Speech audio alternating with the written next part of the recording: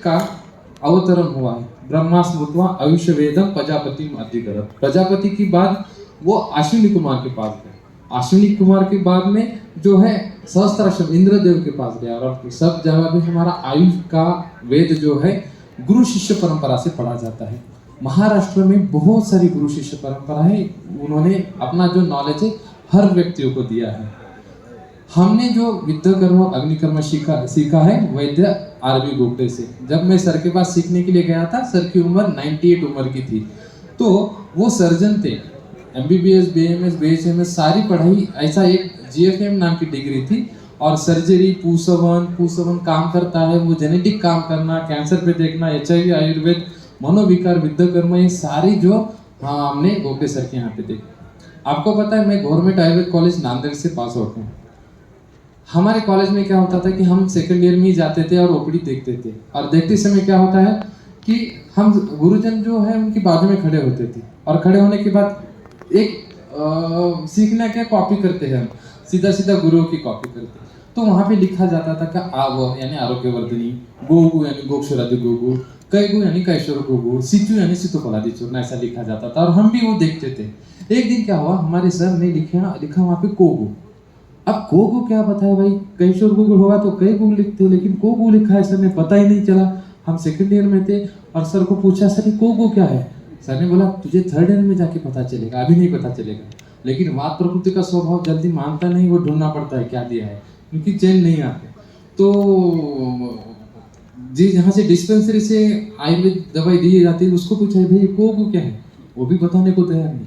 फिर राज निकलते उसको चाय पिलाया, थोड़ा सी पूड़ी खिलाई तो वो बताने लगा कोगु यानी कौन सा भी गूगल जो गूगल है तेरे पास वो गूगल देना। अब तब समझ में आया कि अरे यार अब चिकित्सा करनी है तो वात में कैशोर गूगल भी आया और अमृता गूगल भी आया, लेकिन भीड़ में को गूगल होता है। तो ऐसे समय में वो सीख के हम आए। और मैं गोगटे सर के पास जब सीखने को गया था तो जाने के बाद क्या हुआ था, वहाँ पे सर का क्लिनिक सेकंड फ्लोर पे है और हम चढ़ के जा रहे थे। पुणे में हमारी जो संस्कृति है कि कोई भी महाराष्ट्र में रहेगा तो पुणे में जमदग्नि सर के पास या पुणे में अलग अलग वैद्य हैं, उनके पास सीखने के लिए जाता है। हम गए और जाने के बाद वहाँ पे बहुत सारे अलग अलग वैद्य देख लिए, लेकिन गोगटे सर का नाम मिला कि वहाँ कुछ अलग चिकित्सा होती है। तो वहाँ जा रहे थे, सीढ़ियाँ चढ़ते समय बूढ़ी औरत ऐसी जा रही थी, धीरे धीरे जा रही थी। और मैं वात प्रकृति का आदमी, मुझे दौड़ने की आदत है, वो मुझे नहीं जाने दे रही थी। तो वो ऊपर जाने तक मैं धीरे धीरे उसको गाली देके उसके पीछे गया। और जाने के बाद सोच लिया उसको तो पंचकर्मा करना है। 3-4 महीने में कॉलेज में वही देखा था, पेशेंट फर्स्ट ईयर से फाइनल ईयर तक आमवाती रहता है, कटिगतवादी रहता है। और वो अंदर जाने के बाद सोच रहा था इसको हम को गूगल देंगे, गोक्षरादि गूगल देंगे, अश्वगंधा देंगे, ऐसी कुछ दवाई सोच ली। 6 महीना तो जाएगा इसको ठीक करने के लिए। लेकिन क्या हुआ, ऐसी अलग बात देखी, वो मेरे स्पीड से नीचे गया फिर से ऊपर आ गई। तो यार क्या हो गया, 5 सेकंड में 5-10 मिनट में ऐसा क्या बदलाव आ गया कि वो मेरे स्पीड से नीचे जाके आ गई। मैंने कहा ये सीखना है। और वो क्या सीखा है, तभी से अभी तक जहाँ जहाँ अभी तक मैं 500 बार गया हूँ, वैद्य राघव गोगटे सर का न मम एतत् भाव से। मेरा कुछ नहीं है, जो भी सीखा है आयुर्वेद का है, गुरुजनों का है, एक्सपीरियंस जो है वो डाल के मैं आपको बताने वाला हूँ। हर बार क्या होता है कि मैं विद्यार्थियों के सामने जाता हूँ तो विद्यार्थियों को ABCD से सिखाना पड़ता है। अभी आपको DEFG से मैं डायरेक्ट बताने वाला हूँ, क्योंकि बाकी सब आप जानते हैं। वैद्य राघव गोगटे सर चले गए, चले जाने के बाद जिम्मेदारी बढ़ गई और सर के क्लिनिक में हम बैठते थे। लेकिन क्या होता है कि अभी हम यहाँ आ पाए हैं, लेकिन नहीं जा पाते तो हमने अलग अलग प्रकार से इंटरनेट के माध्यम का इस्तेमाल करना शुरू किया, यूट्यूब सीरीज शुरू की। बहुत सारे लोग सुबह से मुझे मिले हैं कि जो जानते हैं कि हम विद्याकर्म अग्निकर्म कैसे बताते हैं। हर रोज सुबह वाग्भट वाचन लेते हैं, प्रैक्टिस के बारे में बात करते हैं वहाँ पे अलग अलग तरीके से। हमने सुवर्ण शलाका जो गोगटे सर की थी उनके लिए ट्रिब्यूट एक गुरु को हम हमारी तरफ से कुछ देते हैं। तो सुवर्ण शलाका हम सर के नाम से हमने दी है। मेरा नाम है वैद्य चंद्र कुमार देशमुख, मैं पुणे के यहाँ से हूँ। मैं 3 जगह पे प्रैक्टिस करता हूँ, पुणे में हूँ, देहू में हमारी गाथा मंदिर में हर बुधवार को हम 200 से भी ज़्यादा वारकरी लोगों को फ्री चिकित्सा देते, फ्री भोजन देते हैं, फ्री विद्याकर्म अग्निकर्म करते हैं हर बुधवार। 15 दिन में हर नांदेड़ में मेरा जहाँ जन्म स्थान है वहाँ पे हम जाते हैं। वहाँ पे 2 दिन में आपने कभी देखा सोचा नहीं होगा, मोर देन 600 पेशेंट हम 2 दिन में पेशेंट निकालते हैं। मेरे पास 80 से भी ज़्यादा विद्यार्थी रहते हैं। अभी तक 12 पीएचडी चालू है विद्याकर्म के ऊपर और मोर देन 53 एमडी स्टूडेंट विद्याकर्म और अग्निकर्म के अलग अलग विषय लेके इस पे रिसर्च करके प्रेजेंट कर रहे हैं। गुरु शिष्य परंपरा से हुआ है। गुरु शिष्य और उनकी ही वजह से अलग अलग प्रकार के हम अभी तक पुरस्कार आयुर्वेद को दे पाए हैं। पूरे जगत में विद्याकर्म का वर्ल्ड रिकॉर्ड हमने किया है और विद्याकर्म काम करता है इंडिया के बाहर बताने के लिए हमने शुरुआत की है। सारे गुरुजनों को, हमारे ग्रंथों को और आप सभी को नमस्कार करते हुए मैं आगे जाता हूँ। जैसे कल रात 1 बजे तक ओपीडी रहती है। दोपहर जो 12 बजे ओपीडी शुरू हो जाती है, 6 बजे तक हम चिंचवड़ में ओपीडी करते हैं। मोर देन 200 पेशेंट होते हैं। मेरे यहाँ पे 70-80 विद्यार्थी होते हैं। हम विद्याकर्म अग्निकर्म रेगुलर करते हैं। डे 0 यानी पैदा होने के बाद एट द एज ऑफ 110 तक पेशेंट वहाँ रहते, लाइन में खड़े रहते कंटिन्यूसली। रात 11 बजे पूरा पुणे सो जाता है, लेकिन हमारी चिकित्सा में इतनी भीड़ रहती है कि हम 12:30-1 बजे तक कंटिन्यूसली कार्य करते हैं। मैं तो भाव से ये 10 साल से कर रहे हैं। मैं क्यों बता रहा हूँ, आप च्यवनप्राश पढ़ते हो ना, उसमें लिखा है कि 100 हाथियों का बल आता है, एक भी हाथी का नहीं आता है। इतनी बार च्यवनप्राश खाया है, लेकिन वो उपमा होती है। कोई भी चीज़ बताते समय ये क्यों बता रहा हूँ मैं, क्योंकि आयुर्वेद में ये जो चिकित्सा हम कर रहे हैं हर जगह पे होनी चाहिए। अब यहाँ पे जो विद्यार्थी कर रहे हैं पूरे भारत में, उनकी भी ओपीडी बढ़ रही है। और अभी क्या हो रहा है, जैसे गूगल हो रहा था, कोविड हो रहा, यानी ड्राई नीडलिंग बोल रहे हैं, कुछ लोग बोल रहे हैं कि दिस इज एक्यूपंक्चर। कुछ आयुर्वेद का डिग्री ना होते हुए भी सोचना शुरू किए हैं। तो 10 साल पहले हम बताते थे कि Viddhakarma is a pain management technique, instant pain management technique है, आप लोग सीखिएगा। अभी हम उसका नेक्स्ट पड़ाव बताते हैं कि it is a pain management technique and also it is a disease management. And if you go for accuracy then you can cure more patient. बहुत अच्छी तरह से अलग अलग प्रकार के पेशेंट के ऊपर काम कर सकते हो, मैं बताने वाला हूँ। इसलिए एज इट इज बताते हैं। क्या हुआ, सिंधुदुर्ग में एक बच्चा पैदा हुआ। बच्चा जैसे ही पैदा हुआ तो क्या होता है, सिंपल उसको रिससिटेशन किया जाता है, नॉर्मल सर्व होता है। बेबी 9 महीने पेट में था, फुल टर्म नॉर्मल डिलीवरी हो गई। डिलीवरी होने के बाद सब अच्छा था। अच्छा होने के बाद कुछ घंटे बाद, जन्म के घंटे बाद उसको माउथ फ्रोथिंग आना शुरू हुआ, सलावा बढ़ रही थी उसमें। कुछ देरी से एबनॉर्मल सब्सटेंस आ रहा है, फ्रोथिंग आ रहा है, ऐसा डॉक्टर को समझ में आया। तो उन्होंने कहा कि इसको हम ऑब्जर्व करते, 24 घंटे ऑब्जर्वेशन में रखा। ऑब्जर्वेशन में रखने के बाद वो कुछ ज़्यादा लग रहा था। उन्होंने कहा कि आप कोल्हापुर में एडमिट हो जाइएगा, वहाँ पे हायर इक्विपमेंट्स। वहाँ जाने के बाद सचिटेशन हुआ, सारे न्यूरोलॉजिस्ट बैठे। किसी ने कहा कि ग्लासोफ्लायरिंजियल नर्व एब्सेंट हो सकती है, लेकिन रूटिंग रिफ्लेक्स था, बच्चा सकिंग कर रहा था, सो वो लॉट हो गया। किसी ने कहा कि इसको मे बी लंग्स के कुछ इन्फेक्शन हो सकते हैं या वही पैराटाइड ग्लैंड में इन्फेक्शन हो सकता है। तो 7 दिन एंटीबायोटिक चलाई, लेकिन वहाँ पे कुछ मिला नहीं, सारी चिकित्सा हो गई। और एक दिन क्या हुआ, बच्चे में इतना फ्रोथिंग हो गया और बच्चे ने वो एस्पिरेट कर लिया, राइट लंग जो उसका पूरी तरह से कोलैप्स हो गया। अब ऐसे समय में इमरजेंसी शुरू हो गई, बच्चे को इंट्यूबेट करना पड़ा। और ऐसे ही समय में न्यूरोलॉजिस्ट की कॉन्फ्रेंस हुई। बच्चा वीआईपी बच्चा था, उसके पिताजी और माताजी दोनों ही आयुर्वेदिक डॉक्टर थे, तो उनको सब समझता था। और सब करने के बाद न्यूरोलॉजिस्ट ने 10 न्यूरोलॉजिस्ट वीडियो कॉन्फ्रेंस में कहा कि हम इसको जेनेटिक टेस्ट करवाते हैं एक, क्योंकि इसमें CPKMB नाम का एंजाइम 2000 आया था, बढ़ा था। तो it may be a case of muscular dystrophy, वहाँ जा सकता है, लेकिन it is too early to diagnose. इसलिए उन्होंने सैंपल दिया मेड जिनोम में, बेंगलोर में, वहाँ पे जो ब्रांच है वहाँ पे सैंपल भेज दिया। 15 दिन लगते हैं रिजल्ट आने के लिए। लेकिन जैसे मस्कुलर डिस्ट्रॉफी नाम आया, उन्होंने फ़ोन किया, अरे चंद्र कुमार सर, ये मेरा बच्चे में ऐसा बोल रहे, कैन यू डू समथिंग, आप कुछ कर सकते हो। मैंने कहा कहाँ है बच्चा, उन्होंने कहा कोल्हापुर में एडमिट है। ठीक है, उनसे परमिशन लीजिए। अब देखिएगा, MBBS हम अपोज में नहीं करते, लेकिन वो ब्रेन भी 99% वाला ही है, 0% वाला ब्रेन नहीं है MBBS ब्रेन। और पेडिट्रिशियन से बात हुई, उन्होंने कहा आपको मैं अंदर डालने के लिए कुछ दवाई के लिए परमिशन नहीं दूंगा, यू कैन डू एक्सटर्नल, आपको बाहर से जो करना है करिए, अंदर नहीं डालना है। मैंने कहा ठीक है, हमें बाहर से ही करना है। तो वहाँ पे जो भी हमारे शहर में, जैसे इंदौर शहर में भी मेरे 10-12 स्टूडेंट यहाँ पे कार्य कर रहे हैं, हर शहर में कोई ना कोई विद्यार्थी मिलता है कार्य करते हुए। मैंने फ़ोन किया एक विद्यार्थिनी को जो सीनियर थी, कहा कि ऐसा बेबी है, आपको जाना है। उसने कहा सर मैं खुद 8 महीने की गर्भवती हूँ, मैं कैसे जाऊँ। मैंने कहा जाओ, बहुत इमरजेंसी है, और हमने उसको भेजा।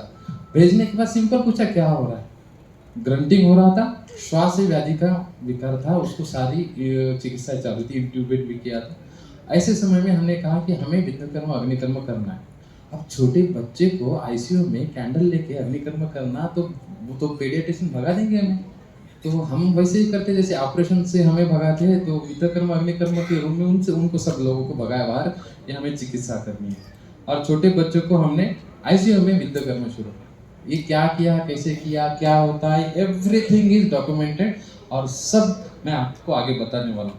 सिर्फ हमने उसको आईसीयू में विद्याकर्म किया। विद्याकर्म करते समय विद्याकर्म यानी क्या है, छोटी नीडल लिया जाता है और जो स्पेसिफिक पॉइंट है शरीर में जो मर्म के निगड़ित होते हैं, ग्रंथ में वर्णित किए हैं एज इट इज, जो ग्रंथ में दिया है एक्सपीरियंस के साथ हमने बच्चों को विद्याकर्म किया। जैसे ही विद्याकर्म किया, आपको पता है कोविड से हम पहले से काम कर रहे हैं। विद्याकर्म ऐसी चिकित्सा है जो फियर फाइट फ्लाइट मैकेनिज्म, खुद के एड्रेनलिन अपने आप सीक्रेट हो जाते हैं और वैसोकॉन्स्ट्रिक्शन, वैसोडायलेशन ऐसी इंस्टेंट जो हमें ट्रीटमेंट चाहिए होती है बहुत जल्दी मिल जाती है।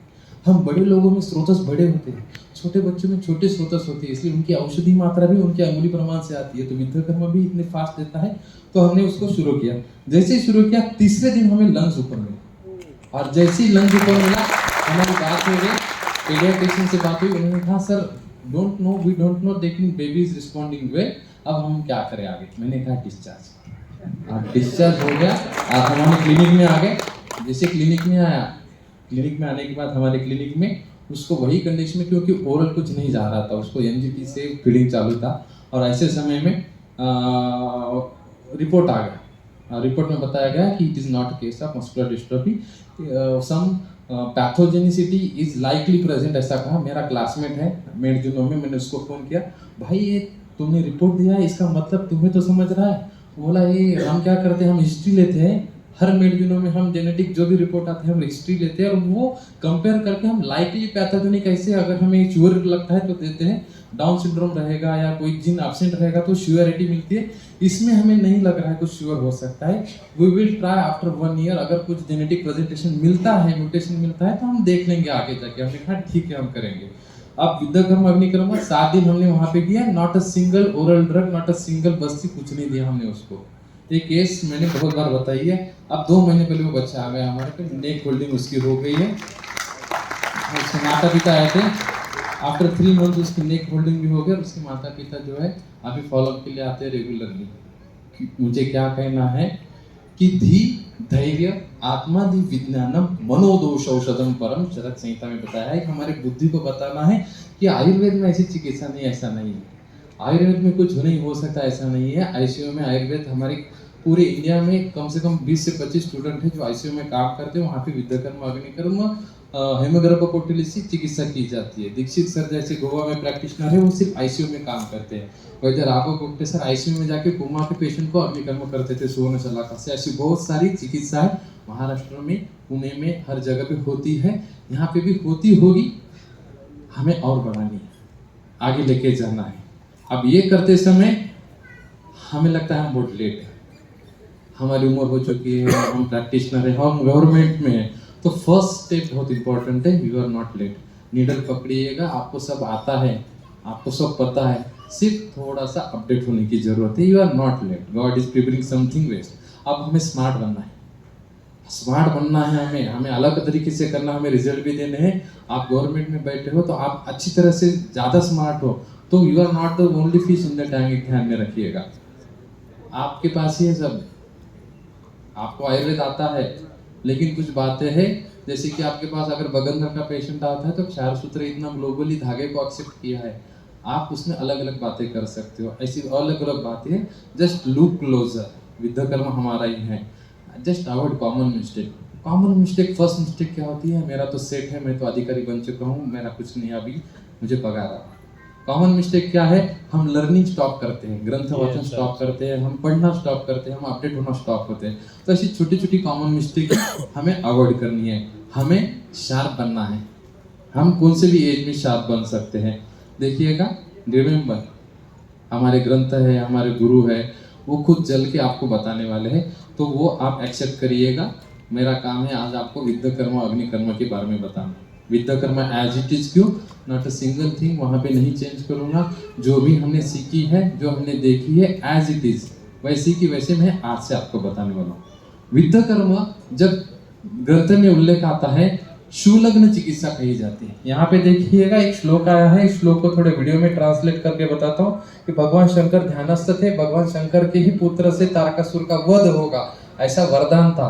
लेकिन वो साधना में थे और साधना भंग करने के लिए कामदेव को भेजा गया था। कामदेव को मकरध्वज कहा जाता है, पता है। तो मकरध्वज ने बाण मार के भगवान शंकर की साधना भंग की। साधना भंग करने के बाद भगवान ने त्रिशूल फेंका, उसको डर के वो विष्णु तनु प्रविष्णु, विष्णु के शरीर में प्रवेश किया। विष्णु ने भी हुंकार करके उसको निकाला और वो हुंकार से शूल की उत्पत्ति हुई है, ऐसा हरित संहिता में वर्णन आया है। तो तभी से वो शूल यानी पेन जो है, नोकीली चीजों से डरता है। विद्याकर्म भी त्रासन चिकित्सा है, वहाँ पे नीडल का इस्तेमाल किया जाता है। तो तब से हमारे यहाँ पे ये हमें मिलता है। हमारे यहाँ पे अगर पेन मैनेजमेंट के लिए देखिएगा, शूल अलग अलग संस्कृत के शब्द हमें मिलते हैं। लेकिन एलोपैथी में या मॉडर्न साइंस में हम देखेंगे कंबाइंड एज अ पेन ऐसा कहा जाता है। पेन्स की स्केल होती है 1 to 10 होता है, लेकिन अलग अलग शब्द आए हैं संस्कृत में, हम उसको अलग अलग तरीके से देख सकते हैं। शूल पेन मैनेजमेंट के लिए शूल प्रशमनानिगन एक संहिता में आया है, अंगमर्द प्रशमनानिगन आया है, वेदना स्थापन गण आया है। लेकिन व्यक्ति आया है, उसको दर्द बहुत हो रहा है, उसको अगर मैं ये गन दूंगा, इसमें से कोई भी द्रव्य सेलेक्ट करके दूंगा, तो हम पेन किलर को कंपीट नहीं कर सकते। वहाँ पे हमें कुछ अलग चिकित्सा चाहिए होती है, जैसे रक्त मोक्षण स्नेहन काम करेगा, स्वेदन काम करेगा, वहाँ पे सेकना काम करेगा, बंधन काम करेगा। लेकिन there is something limit to all this treatment, वहाँ पे हमें कुछ चाहिए होता है। तो ऐसे समय में हमें मर्म बहुत काम में आते हैं शरीर में। मारयन्ति इति मर्माणि ऐसा कहा गया है। अब ये मर्म जो है, मांस शिरा स्नायु संधि अस्थि सन्निपात है, यानी हमारे सब एनाटॉमी जो है इसके अधीन आ जाती है। मेरा घर इसको मर्म कहा जाता है, संस्कृत शब्द का अर्थ देखेंगे तो हमारे सारे अवयव जो है मर्म के अधिष्ठान में आ जाते हैं, सारे अवयव आ जाते हैं। तो इसके हिसाब से हमारे अगर दोष देखेंगे, सत्व रजतम, हमारी आत्मा, ये सब मर्म के अधिष्ठान में है। और मर्मसु अभिहता तस्मात् न जीवन्ति शरीरिण, इसीलिए क्या कहा जाता है, मारयन्ति इति मर्माणि। फर्स्ट ईयर का है, थोड़ा सा मैं दूर करता हूँ उसको। हम जब भी देखते हैं तो आघात है। आपने मर्म चिकित्सा का नाम सुना होगा, साउथ में मर्म घात चिकित्सा होती है। मर्म घात चिकित्सा यानी क्या होता है कि वहाँ पे लड़ाई की जाती है, सिखाया जाता है कि युद्ध कलाएं सिखाई जाती है, अलग अलग प्रकार की कला होती है। वो युद्ध कला करते समय या युद्ध करते समय आघात होता था, मार लगता था। अगर वो मर्म के ऊपर आघात हो जाएगा तो आपको तो तकलीफ हो जाएगी। वो सडन ट्रीटमेंट करने के लिए मर्म घात की चिकित्सा वहाँ पे बताई गई है, मर्म चिकित्सा कही जाती है। अभी मर्म चिकित्सा के 2-3 पहलू है, हर जगह पे अलग अलग किया जाता है। लेकिन पिछले जमाने में मर्म का संरक्षण कहा जाता था। आपको पता है दुर्योधन को वो भी वहाँ पे पत्ते लगाने को गए थे। वहाँ पे कौन सा मर्म है, लोहिताक्ष मर्म है। रक्तक्षय न मरणम च, भीम में वही गदा मारी थी, रक्तक्षय हो गया, दुर्योधन का मृत्यु हो गया। करना है कवच कुंडले मर्म संरक्षण। आपको पता है भगवान हमारे राम जी है, उनके पिताजी दशरथ, उनको शब्द वेदी बाण था। यानी कोई भी शब्द कर रहा है, मैं बाण चलाऊंगा यहाँ से तो उनको ही लगेगा, ऐसा शब्द वेदी बाण है। तो वो गए थे शिकार करने में, उनको एक डुबुक डुबुक ऐसा आवाज आया, उन्होंने शब्द वेदी बाण चलाया और वहां पे आवाज आया, मनुष्य का आवाज आया, आ करके आवाज आया। तो उन्होंने जाके देखा कि ये एक छोटा सा बालक है, उसको यहाँ पे बाण लग गया है, क्योंकि वो झुक रहा था। अब बाण लग गया है, उनको दर्द हुआ नहीं। अब मैं ऐसा कैसा राजा हूँ, मैंने इतना सोचा नहीं, मैंने हाथी समझ लिया और यहाँ पे एक तो मनुष्य निकला है। वो श्रवण कुमार था, श्रावण बाण था, वो श्रवण कुमार था। और उन्होंने उसको गोदी पे लिया। इधर तक ठीक था, लेकिन क्या हुआ, उन्होंने उसका बाण निकाला। बाण निकालने के बाद तभी उनको ज्ञान हुआ, अरे यार ये विशल्य प्राणहर मर्म है, यहाँ से लगा हुआ शल्य निकालना नहीं है और मेरी इतनी भूल हो गई है, मैंने वो शल्य निकाला है। इस दुख वेदना से उन्होंने माफी मांगी और वो श्राप उनको मिल गया। और आगे जाके हमें रामायण सारा पता है, विशल्य प्राणहर मर्म सारा मर ग्रंथ में वर्णन आया है। भीष्म पितामह है, भीष्म पितामह शरशैया पे पड़े थे, सारा युद्ध खत्म हो गया, सारे लोगों ने वहां पे आ गए, पांडव आ गए, श्री कृष्ण जी आ गए। उन्होंने कहा भगवान आप इतने इच्छा मरण वाले व्यक्ति हो, आप इतने साल जिए हो, आप हमें ज्ञान दीजिएगा, आपका ज्ञान चाहिए हमें। उन्होंने कहा मेरी एक प्रतिज्ञा है कि मैं किसी भी स्त्री को मैं स्पर्श नहीं करता, आघात नहीं करता, और स्त्री के बाण भी नहीं चाहिए मुझे। क्या हुआ था, ऐसा व्यक्ति आगे खड़ा है जो कि इच्छा मरण वाला है, उसके मारे कैसे, और वो बाण जो है हमारे वापस पड़ रहा था।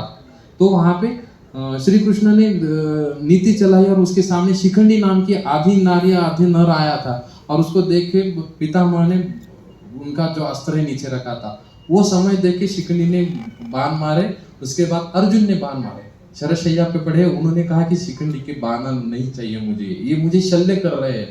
तो युधिष्ठिर ने प्रश्न पूछा, किम बाण शिखंडी ना, इसमें से शिखंडी के बाण कौन से हैं? अर्जुन के काले, शिखंडी के पीले कलर के, ऐसा थोड़ी था, वहां पे एक ही थे। तो ये बाण कैसे निकाले?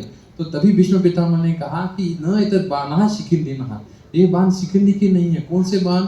मैं मर नहीं सकता हूँ, ये पता है, इच्छा मरण है, और सारा मेरा जो आयुष का मेरा जो तत्व है, सारे मेरे मर्म में, और मर्म पे जो बाण मारे वो अर्जुन ने मारे हैं। अर्जुन को मर्म का ज्ञान था, शिखंडी को मर्म का ज्ञान नहीं था। जो मर्म के बाण है वो रहने दीजिएगा, बाकी बाण निकालिएगा, बाद में आप आगे बात करेंगे।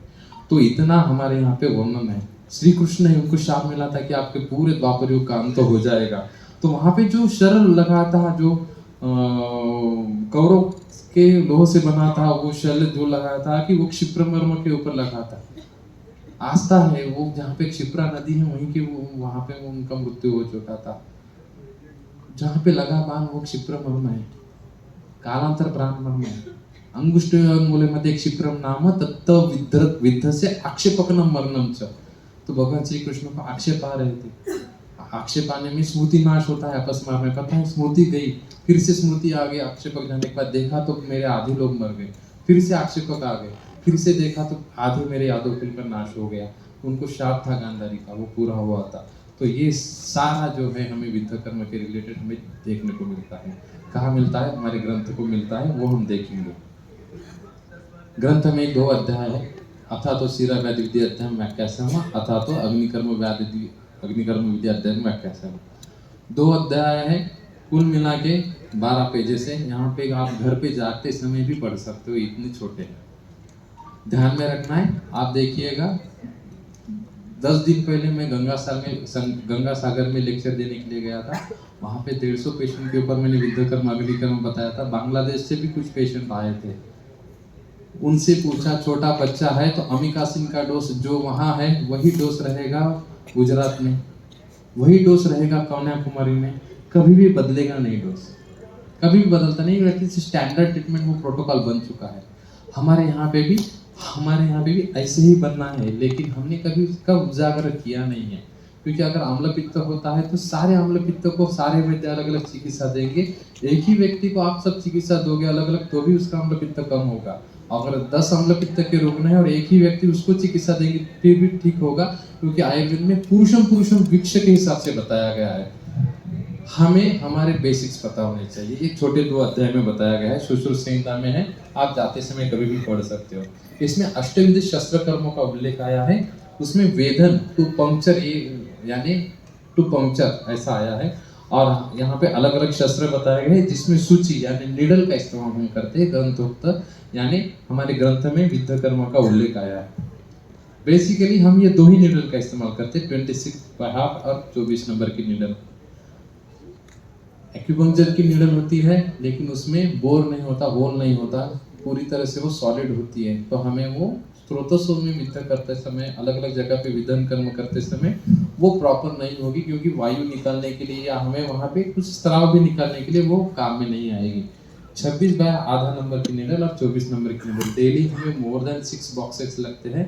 एक बॉक्स 70 रुपए का आता है। एक 70 रुपए में 100 निडल मिलती है। तो आप 70 रुपए में 100 पेशेंट के ऊपर वेदन कर्म कर सकते हो। दैट इज वेरी चीप, इतना चीप है ये। एक बार शुरू करोगे तो आपको समझ में आ जाएगा कि एक निडल कितना अच्छा कार्य करती है। अंगुली प्रणाम पता है, पेशेंट की अंगुली देखने उसके हिसाब से, इसकी ज़्यादा डिटेल बात नहीं करूँगा। एक थ्योरेटिकल बात हो गई, अर्धव्री, एक व्री, 2 व्री, यानी जहाँ पे आप रहते हो, या इंदौर में हो या उज्जैन में हो, वहाँ पे सबसे बड़ा जो चावल है उसको व्रीहि कहा जाता है। और उसके हिसाब से 4 गुना, आधा गुना, अर्धव्री ऐसे वर्णन आया है। उतना हमें थोड़ा सा अडेप्ट करना है, बाकी कुछ नहीं है। सेंटीमीटर वाइज कर लो, 11 mm है एक चावल तो आधा है तो 6 mm, 4 गुना है तो 4 mm, 4 सेंटीमीटर तक जाता है, तो वो हमें देखना है। और ये करते समय, विद्ध कर्म करते समय, क्योंकि यही निडल क्यों इस्तेमाल की जाती है, क्योंकि चावल जो है 11 mm का होता है, वो हमें काम में आता है। और हमेशा वो परपेंडिकुलर ही करनी होती है, एग्जैक्टली परपेंडिकुलर करते ही वेधन कर्म। सिंपल सिंपल बात है। आपने सभी ने इंजेक्शन कभी ना कभी दिया होगा, आपने कभी ना कभी निडल ली है, तो इसमें ज़्यादा डिटेल में जाने की जरूरत नहीं है। संस्कृत लाइन्स है, लेकिन मैं क्या बताना चाह रहा हूँ ये ध्यान में रखिएगा। ऊपर एक येलो रंग है, पाददाह पादहर्ष विसर्ग, इसको इंग्लिश में ट्रांसलेट करने है। Burning food, tingling sensation, neuropathy, something pain, stiffness, कहीं पे भी होगा। ग्रंथ में क्या दिया है देखिएगा, वहां पे विसर्ग एक नाम का व्याधि बताया है, जो जिसको हर्पिस कहते हैं हम। ऐसे समय में क्षिप्र मर्मनक, क्षिप्र मर्मज में उपरिष्ट, उसके ऊपर 2 अंगुली, यानी ये लाइट बंद करने के लिए हमें वहां बोलना पड़ता। ऊपर अगर चालू करना है तो इधर कुछ बटन्स हैं। हमारे शरीर में भी वैसा है, एक जगह पे व्याधि होगा तो दूसरी जगह पे उसका कंट्रोल रहेगा, ऐसे ग्रंथ में वर्णन किया गया है। अपची है, इंद्रबस्ती अधस्था 2 अंगुली, यानी अपची यानी गले में छोटा सा मेदज ग्रंथि है, तो इंद्रबस्ती मर्म के नीचे 4 अंगुली वेदन कर्म करना है। हनुसंधि अपस्मार है तो हनुसंधि में, शंकर केशांत संधि उन्माद में, ऐसे हर एक जगह जगह पे दिया गया है। आपको पता है, आपने पढ़ा होगा, याद दिलाता हूँ, विसूचिका नाम का व्याधि है, यानी वोमिटिंग हो रही है, लूज मोशंस हो रहे हैं, डिहाइड्रेशन बहुत हो रहा है। ऐसे समय में क्या किया जाता है, आरएल लगाओ, डीएनएस लगाओ, उसको फ्लूइड करो, इलेक्ट्रोलाइट मैनेजमेंट करो, ऐसा किया जाता है, बराबर है। आयुर्वेद में एक बताया गया है कि पार्शनिक यहाँ पे दाह करो, यहाँ पे दाह करना है, अग्निकर्म करना है।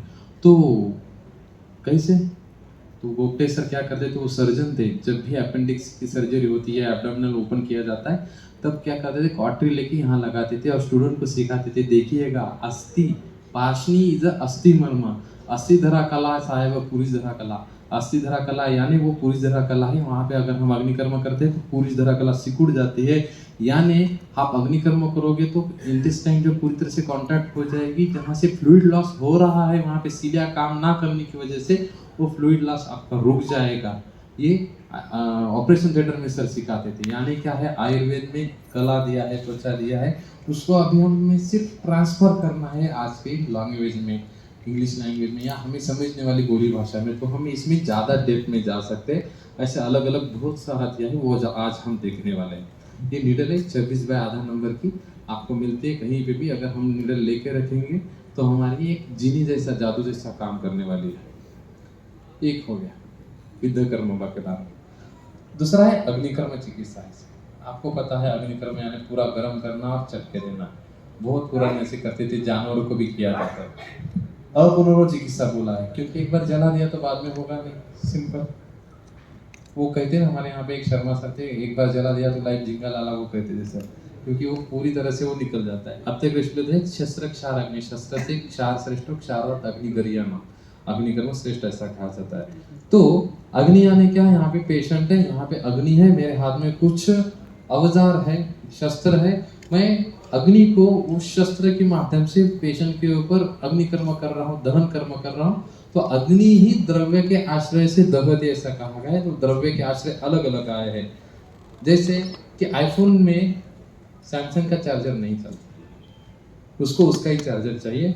वो निकालने के लिए, ये स्क्रू निकालने के लिए ये नहीं चलेगा, शलाका तो सही इस्तेमाल करनी पड़ेगी। वो क्या रहेगा, एक सुवर्ण शलाका है, 14 कैरेट की, 18 कैरेट की जो बनाई है, जो मैंने पेटेंट वाली दिखाई थी, उसका 7 सेंटीमीटर लॉन्ग, 2 mm थिक रहती है, 4 mm की। एक बार बना दी जाएगी शलाका, जिंदगी भर काम में आता है, जब तक आप घूम नहीं जाओगे वो शलाका घूम नहीं जाएगी। वही जो शलाका है वो आप कहीं से भी बनवा सकते हो ज्वेलरी से। वो यूट्यूब पे मैंने वीडियो डाल के रखा है कि कैसे कैसे बनवानी है। फिर रोपे शलाका है, धातु बदल गया, गामित्व बदल गया। रोपे यानी नर्व के ऊपर काम करता है, मज्जा वस्त्रोदस पे काम करता है। तो न्यूरोपैथी जहाँ जहाँ होती है, ऑप्टिक न्यूरोपैथी लेकर डायबिटिक न्यूरोपैथी तक, वहाँ पे रोपे शलाका इस्तेमाल किया जाता है। वलय शलाका है जहाँ पे सर्कुलर मसल्स है, जैसे हर्निया होगा, अम्बिलिकल हर्निया होगा, इंग्वाइनल हर्निया होगा, वहाँ पे ये काम में आती है। अलग अलग ग्रंथ में पढ़ते समय अलग अलग शलाकाएं मिलती है।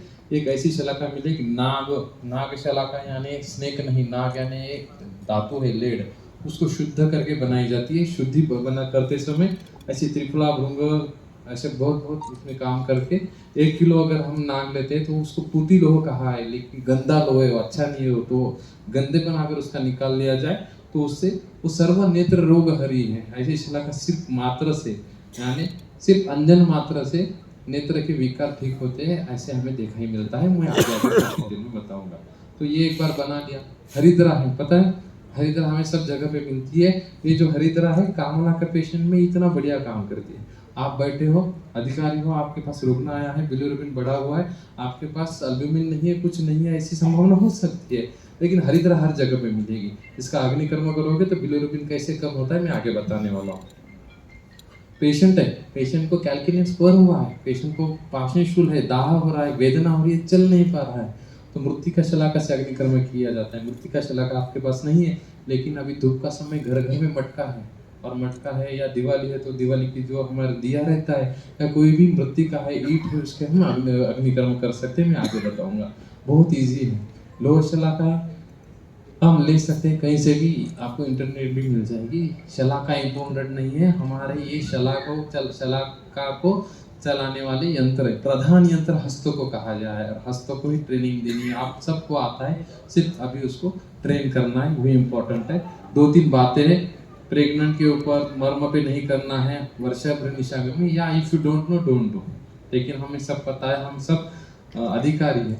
ये करते समय एक ध्यान में रखना है, तत्र सूक्ष्म शस्त्रविद्ध अव्यक्तम असृजम सर्वेद, यानी रक्तमोक्षण करते समय हमें बड़ी रक्तवाहिनी दिखती है, कपिंग करते समय हम बहुत सारा ब्लड निकाल सकते हैं, लेकिन विद्ध कर्म करते समय हमें 2 बार में सोचना होता है। एक तो अव्यक्तम असृजम सर्वेद, वहाँ पे रक्त कभी दिखेगा नहीं, और दूसरा और डेप्थ में हमें एनर्जी फ्लो के बारे में सोचना पड़ता है। हमारे शरीर में जो एनर्जी रहती है, मर्म के अधीन जो एनर्जी होती है, जो हमारे शतशः नाड़ा होती है, अगर किसी को डीप में इसमें स्टडी करना है तो उसमें बाद में बात करेंगे। लेकिन स्नेहन किया, स्वेदन किया, बहुत सारी हमने औषधि दी, औषधि देने के बाद भी अगर व्यक्ति को रिजल्ट नहीं आया है तो ग्रंथ कहता है ये रक्त दोष की वजह से है। और आपको यहाँ पे रक्त का वेद करना है, शिरा का, और रक्त मोक्षण करते समय आपको प्रॉपर रक्तवाहिनी दिख रही है तो पूरी तरह से रक्त निकालो, नहीं दिख रही है तो वेदन करो, अव्यक्तम असृजम स्रवेद। क्यों करना है? क्योंकि धमनश्च विशुद्धंति दुष्ट रक्तत्वाच। थोड़ा सा थ्योरेटिकल पार्ट बता रहा हूँ। रक्त मोक्षण के बाद धमनी से शुद्धंति ऐसा बताया गया है। हम आगे जाते हैं। हमें क्या पता होना चाहिए? एनाटॉमी, रचना, मर्म, सरफेस एनाटॉमी, शिरावेद अध्याय, अग्निकर्म अध्याय, ये आप सबको ये पता है, मैं ये गृहित कर रहा हूँ। सिंपल। सरफेस एनाटॉमी क्यों इंपॉर्टेंट होती है? क्योंकि अगर हम देखते हैं तो यहाँ करते समय सिर्फ पीठ में हाथ लगा रहा है, कुछ मार्किंग कर रहा है ऐसा लगता है, लेकिन ये करते समय कॉस्टल मार्जिन, उसके पैरेलल में कौन सा डिस्क आती है, एंटीरियर सुपीरियर लेफ्ट काइन टू सैक्रल प्रोमोटरी, यहाँ पे कौन सी डिस्क आती है, ये बेसिक नॉलेज है हमारे। अगर आप कार्य कर रहे हो, आपने अलग अलग ऑपरेशन असिस्ट किए हैं, तो ये बताने की जरूरत नहीं है कि क्या क्या है, लेकिन सरफेस एनाटॉमी ये आपको पता होनी चाहिए मार्किंग के लिए, क्योंकि एक्यूरेसी बहुत इंपॉर्टेंट होती है उसके पीछे जाना। थ्योरेटिकल बातें हो, ज़्यादा थ्योरी में मैं नहीं जाऊंगा आज।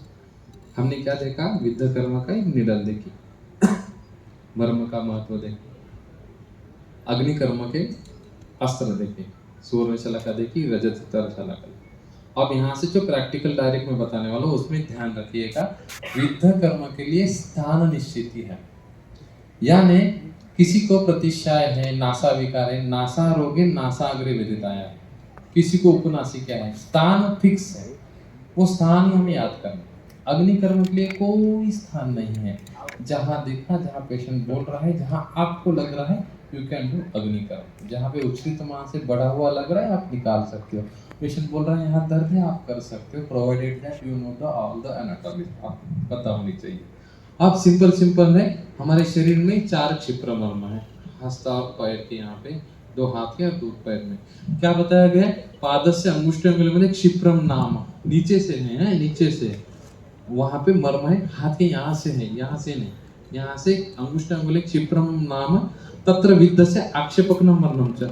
तो शरीर में ऐसा एक पॉइंट है जहाँ पे अगर मार लग गया तो पेशेंट को कन्वर्जेंस आ रहा है, पूरी तरह से मोरड रहा है शरीर, तो उसका तो कोई तो संबंध होगा। क्या संबंध रहता है? क्षिप्रमर्मण उपरिष्टात् द्वय अंगुले व्रीहिमुखेन शिरा विधन करना है वहां पे। तो क्या करना है वहां पे श्रीहा, वो कौन कौन से विकार में है, संसर्ग व्याध वेद स्वाप साधुक तो भेदनम संगांग भंग संकोच वर्ता हर्षण तरिष्ठनम कंप पारुष शोष शोष स्पंदन वेष्टनम, ऐसे बहुत सारे विकार, यानी tingling sensation, pain, pricking sensation, neuropathy, neuritis, burning sensation, stiffness, loss of sensation, अब ऐसे सारे जो विकार होते हैं जिसमें हेतु यानी पैर लटकना, मार लगना, वहाँ पे कुछ दर्द होना, आघात होना, पोस्ट फ्रैक्चर, कोई डिसीज की वजह से ऐसा कोई भी आपको पेशेंट मिलेगा तो क्षिप्र मर्म के ऊपर हमें 2 अंगुली वेदन कर्म करना है। वैद्य बोगटे सर 90 प्लस के व्यक्ति करते समय मैं बता रहा हूँ, वहाँ पे डीप पेरोनियल नर्व और डॉर्सल स्पाइनल आर्टरी होती है, वहाँ पे क्षिप्र मर्म के ऊपर इसका 2 अंगुली हम वहाँ पे वेदन कर्म कर रहे हैं। सिंपल टेक्निक होती है, पेशेंट को तुरंत राहत मिलती है। आप देखिएगा, कल से करने का प्रयास करिएगा, आपको इसमें बहुत सारे बदलाव मिलेंगे। वात रक्त ध्यान में रखिएगा, वात यानी कोई पेशेंट लटक रहा है पैर, उसको स्टिफनेस ज़्यादा हो रहा है, मार लगा है, ऐसे सारे इसमें क्षिप्र मर्म के ऊपर 2 अंगुली, इतना ही ध्यान रखिएगा, आपको इसमें रिजल्ट मिल जाएंगे। ग्रंथ में आया है जैसे कमर में नस दबी हो, गर्दन में नस दबी हो तो 2 व्याधि मिलती है हमें, जैसे एक साइटिका मिलती है और यहाँ पे रेडिकुलोपैथी मिलती है, जिसको आयुर्वेद में विश्वच्य कहा जाता है। और विश्वच्य और गुरुद्रसी में क्या बताया गया है कि जो जॉइंट है यानी नी जॉइंट और एल्बो जॉइंट, इसके ऊपर नीचे 4 अंगुली हमें वेदन कर्म करना है। एल्बो जॉइंट के ऊपर 4 अंगुली, नीचे 4 अंगुली, पेशेंट के 4 अंगुली perpendicular to skin, elbow joint के सेम 4 अंगुली ऊपर और 4 अंगुली नीचे हमें वेदन कर्म करना है। वेदन कर्म कैसे करना है, सिंपल है, 4 अंगुली ऊपर 4 अंगुली नीचे, पार्श्वता लैटरल हैंड होना चाहिए। मैं पेशेंट में बताते समय बताऊंगा लैटरल करना है, ऐसा करके करेंगे तो एनाटॉमी बदल जाएगी। सेमी फ्लेक्शन सेमी एक्सटेंशन ध्यान में रखना, सेमी फ्लेक्शन सेमी एक्सटेंशन, 4 अंगुली ऊपर नीचे, आपको रेडिकुलोपैथी में बदलाव देखेंगे। वही पेशेंट अगर इसका है गुरुद्रसी का है तो गुरुद्रसी के पेशेंट में भी आपको सेम करना है।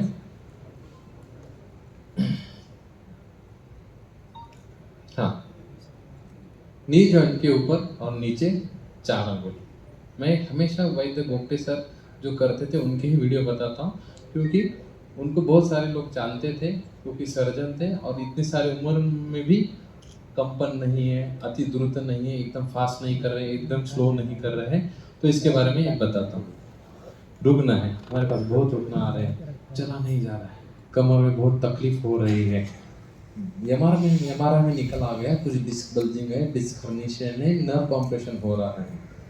जब तक यूरिन और स्टूल कर सकता है तब तक ऑपरेशन के लिए नहीं जाना चाहिए, ऐसा बताया जाता है। और spinal surgeries are very complicated surgery, at least we must try, कोई अलग ट्रीटमेंट अगर अवेलेबल है तो हमें ट्राई करनी चाहिए। बहुत सारे ट्रीटमेंट मिलती है, स्नेह स्वेदन, बंधन, बस्ती, सब मिलता है। जैसे बताया गया रुद्रसी में अंतराकंडरा गुलका बस्ती अग्निकर्मच बस्ती होती है, सारी चिकित्सा होती है, पारिजात घनवटी आती है, उससे कुछ पेशेंट निकल जाते हैं। लेकिन किसी से भी सही नहीं हुआ है। ऐसे पेशेंट जब आते हैं हमारे पास तो सिंपल, मुंबई के पेशेंट ने मुझे मंत्रालय से फोन किया कि सर ऐसा ऐसा हो रहा है, मेरा सारा काम अटक गया, मैं चल भी नहीं पा रहा हूँ।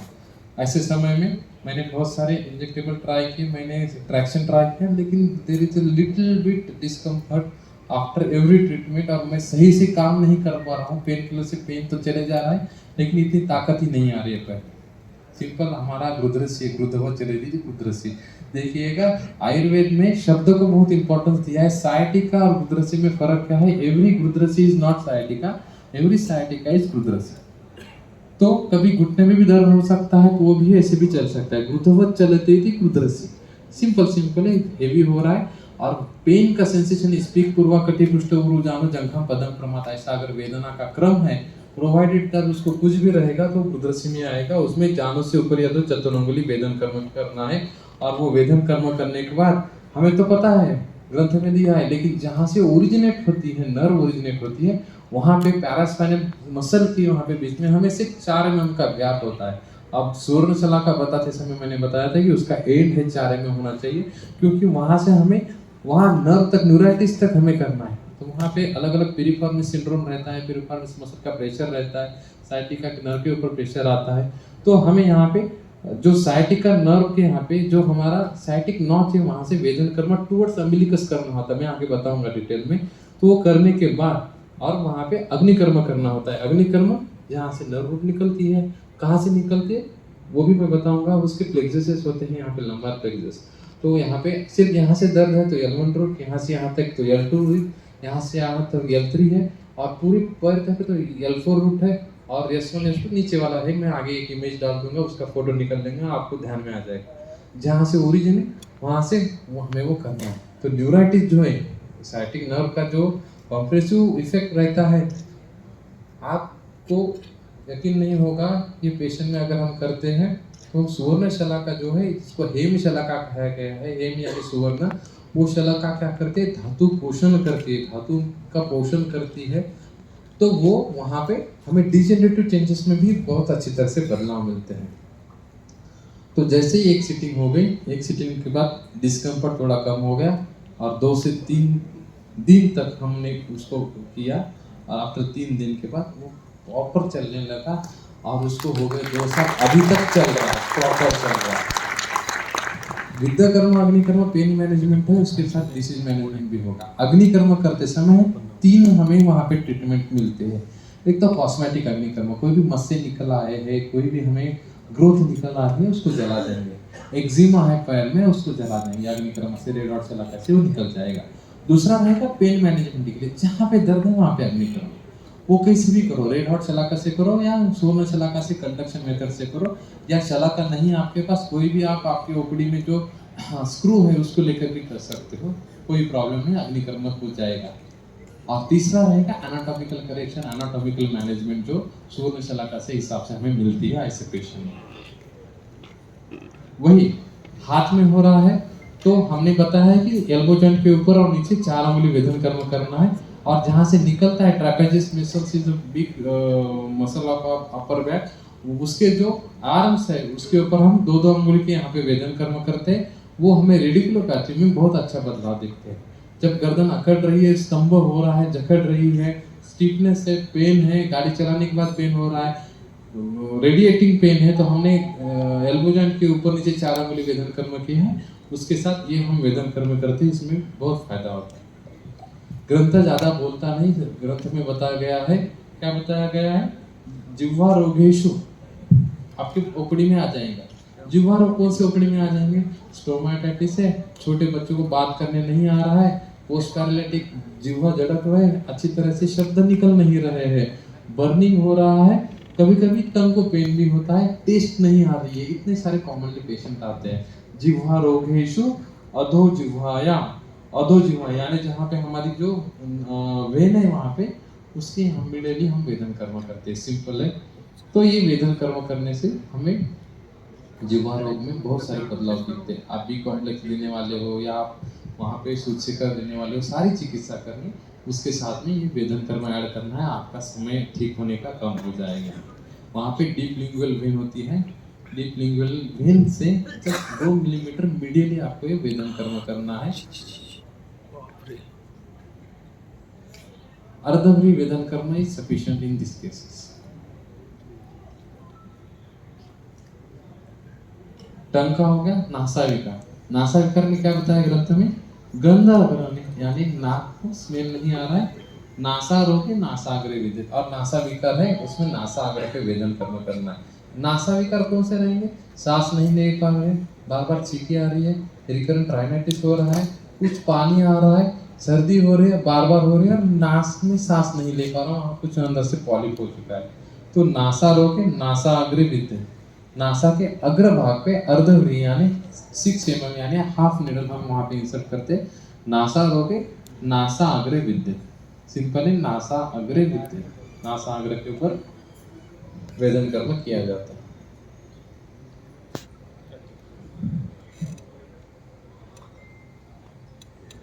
और एक क्या है, उपनासिका वेदन।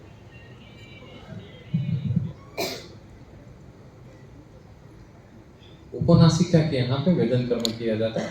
उपनासिका का वेदन कर्म जो है हमारे नेत्र विकार में भी आया है और नासा विकार में भी आया है, वो मैं आगे बताऊंगा। अब मैंने बताया, आपने किया नासा वेदन किया, पेशेंट को थोड़ी राहत आई, थोड़ी राहत नहीं आई, नाक ऊपर करने के बाद देखा तो वहाँ पे आपको पॉलिप दिखा, तो ऐसे समय में वहाँ पे भल्ला तक वाला अग्निकर्म बताया जाता है। सफेद जो दिखता है नेजल पॉलिप होता है, रेड होता है तो टर्बिनेट हाइपरट्रोफी होती है।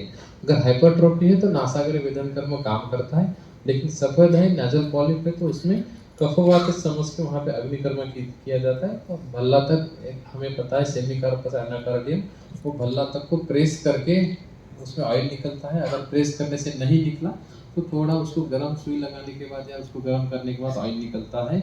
और वो ऑयल जो है उसका जस्ट टच मात्र किया जाता है, एक कॉटन के ऊपर लेना है ऐसे, और वो